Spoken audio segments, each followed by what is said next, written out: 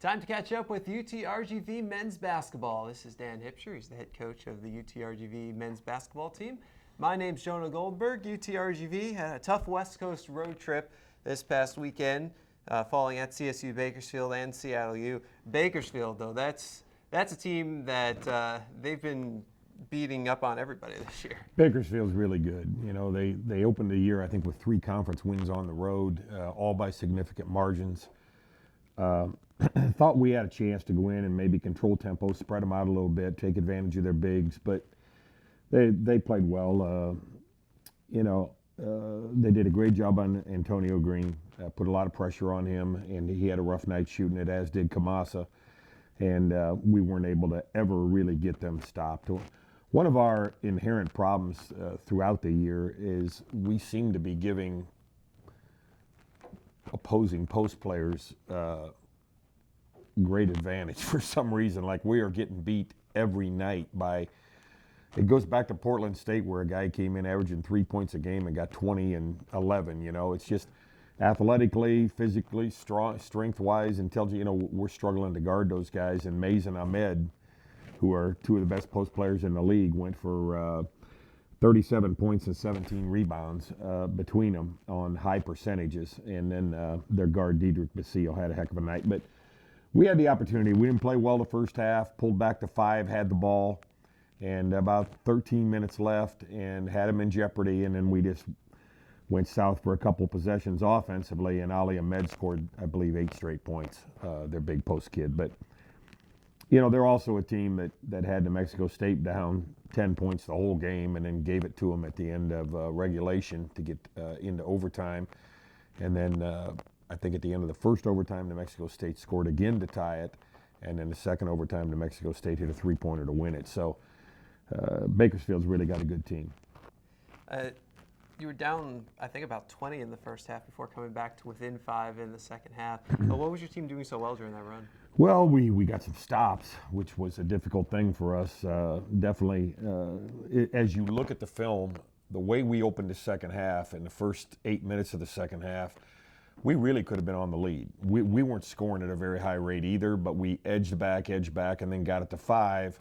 And then, you know, again, you're walking a fine line, and we just couldn't sustain and continue. We missed a couple layups. Ahmed got going inside, like I said, with 8 in a row. But, you know, we just had a good run during that stretch where Hines, J.J. Thompson, and Slaughter all really had good purposeful times during that portion of the game. But, again, we just couldn't sustain. Then you go on to Seattle, and that was a pretty close game throughout. Well, it was. We led most of the first half and then let it slip away right before half. And then it was really 5-6 points the whole way, back and forth. And then, you know, it ends up 10 or 11. But, again, we couldn't get them stopped enough. We got to where we were scoring at a pretty good rate in the second half. You know, we shot 47% from the field in the second half. But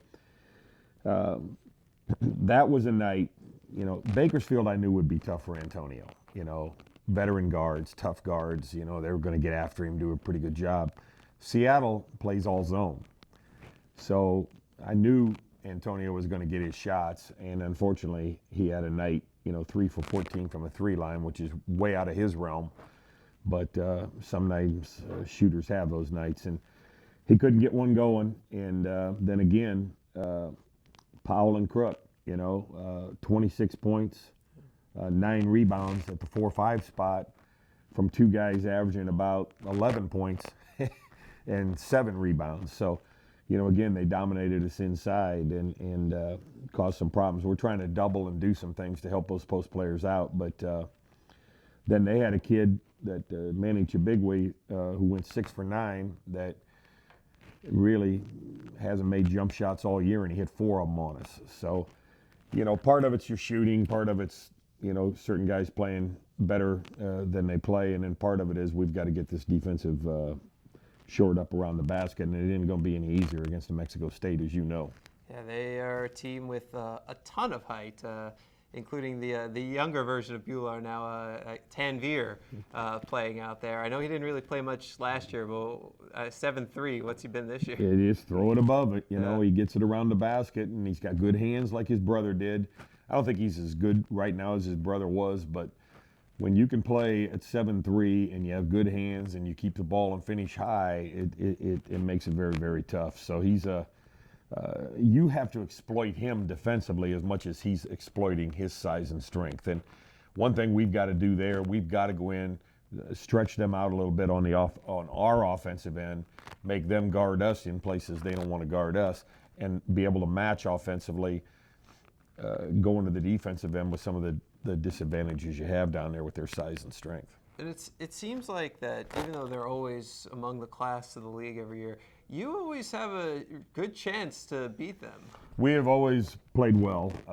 You know, the first half in here a couple of years ago, I remember, you know, we were tied, and then we had a good run, and then in the second half we kind of died off a little bit. And same thing in here last year, but both games over there, we had a chance to take the lead with about a minute and a half left over there last year and lost by 3 or 4 or 5. And then the year before, with your in-laws cheering us on, we had another good opportunity throughout the game. So, you know, hopefully we go over and play well. But it's been a tough stretch for our kid. We played 5 of the first 7 on the road, which is a pretty tough rotation. I was hoping we could pick off 1 or 2 of these road games and then have the schedule fall back in our favor. But, you know, we're down now where we've got to try to get this one to get to 3 and 4 and then have the schedule flip in our favor a little bit. Well, the schedule has started to change even before you get back home. Only 1 game this weekend, and you only have two-game weekends left. How does that change how you prepare?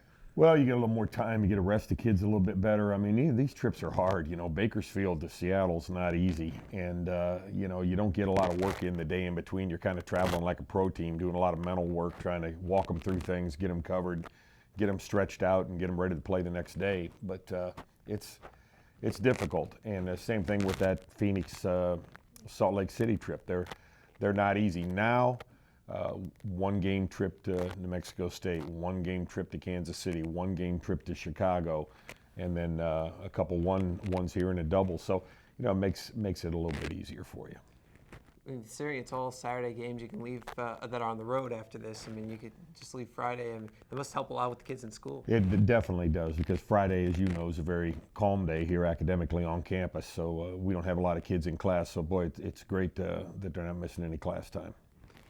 Well, New Mexico State comes up next. UTRGV is at the Pan American Center on Saturday at 8 in Las Cruces before coming back home next Thursday against Utah Valley. A kickoff stretch of 5 out of 7 at the UTRGV Fieldhouse. He's Dan Hipsher. He's the head coach of the UTRGV men's basketball team. My name's Jonah Goldberg. We'll see you next week.